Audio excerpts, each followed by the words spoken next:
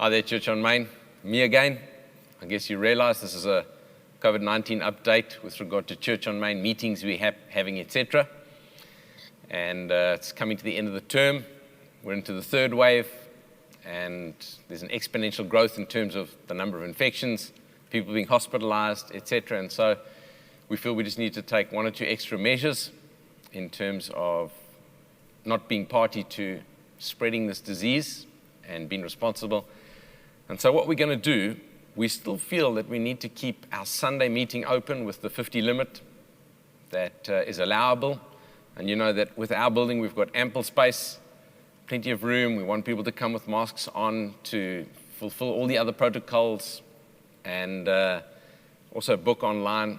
And we will keep our Treasure House facility open as well for a further 50 so that we can cope for ministry to some children and a feed through there.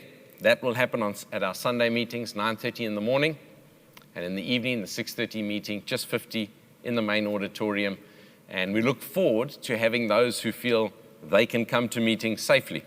All right, we don't want people coming who would be vulnerable, have low immunity at this season because of stress or pressure that you're under, or whatever it might be, or any comorbidity that you carry. Please, we don't want you coming. We just want to keep the space open for ministry to those who need that little bit of extra contact and worship in a public forum. And we're going to keep those meetings open on Sunday. But Friday night, youth has been happening. They tell me last Friday there were 47 people here. It was a wonderful time of ministry. And it seems sad to be closing it in the season. But junior youth and the Malaus youth, which is our teenagers, high school age pupils, we'll be closing those as close to the end of term, and we'll resume probably on the first Friday of the next semester. However, youth, please look out for some outdoor events which will be hosted by the church. There'll be some of those happening, whether it's going to the beach, climbing the mountain, going to Kirstenbosch, or whatever it may be. We live in a city where we can connect and spend time together safely in that kind of a way. So look out for that. You might be wondering whether we're going to still be selling pizzas on a Friday night. Yes, you can book them via WhatsApp to the Mill Cafe during Friday. Come and collect and enjoy those pizzas. So Friday night, that'll still be open for pizzas. Sundays, our meetings running as normal. One thing I want to add is that we announced that we're going to be doing 2 parenting forums, and those were allied with Friday night youth. So we're going to postpone those and run them probably in August on 2 Fridays, successive Fridays there, when it's hopefully better conditions for the youth to meet again. So we trust that that's a possibility, and we look forward to that and to helping parenting as well to speak into that area. It's a little bit of a balancing act in this season, knowing what to open, what to close, and there are people who are lonely and in need of just some worship and ministry contact, albeit that we're not hugging each other or whatever, here at church, just to come and see someone else's face behind a mask, the eyes and the smile, and worship together. We feel it is necessary, and it also helps with the live preaching.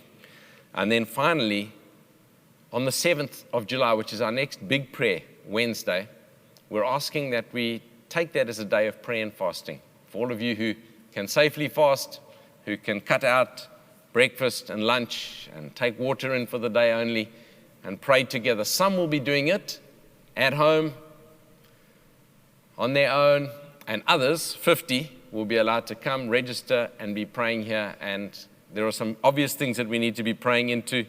There are frontline workers and their safety.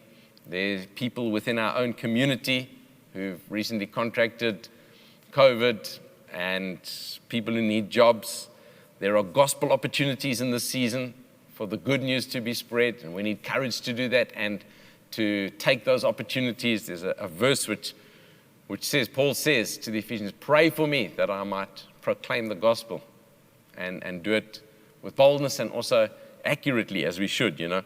And then pray for those folk on the edges who are vulnerable, those who need jobs, those who have got reduced income in this season.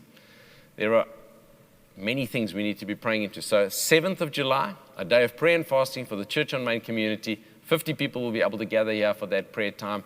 And we're asking that others would fast and pray during that day, and we would just be offering up our prayers to the God of heaven who can act on the earth. Wonderful verse in the scriptures which talks about the prayers of the saints rising up, and then there are peals of thunder and lightning. And that's the response from heaven. There's this wonderful picture in the book of Revelation of the response to the prayer and worship of the saints. And that's what we're trusting for on the 7th of July. So thanks for listening to this. Thanks for understanding youth and youth-going age parents, the parents of those youth. Thanks for understanding. And till next term, youth. Otherwise, we'll see you on Sunday if you manage to book in on time. Thank you.